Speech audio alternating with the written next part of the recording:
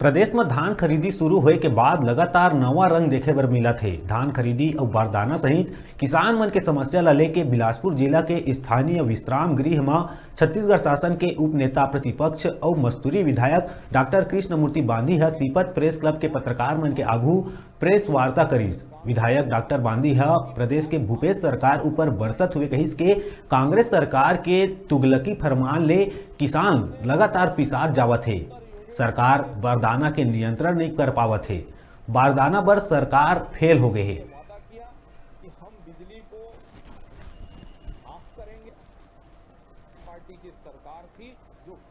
30% हम बारदाने किसानों से मांगेंगे और 75% सरकार देगी।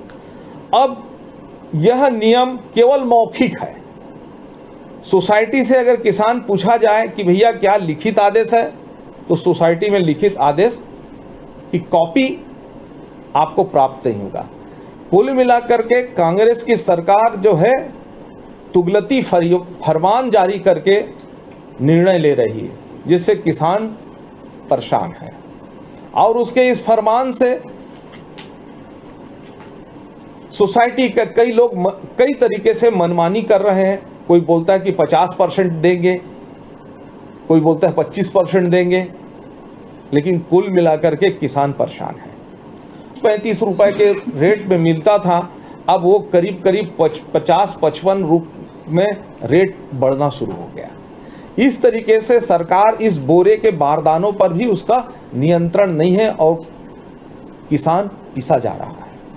कि पिछले साल भी हम बोरे के बारदाने के लिए परेशान थे, आज भी हम बारदाने के लिए परेशान हैं, जबकि यह तय हो चुका था कि बारदाना राज्य सरकार खरीदेगी। पूरे भारतवर्ष में पंजाब में भी धान खरीदी होती है, उत्तर प्रदेश में भी धान खरीदी होती है, कहीं बारदाने की कमी नहीं आती। सुव्यवस्थित बारदाने की खरीदी होती है।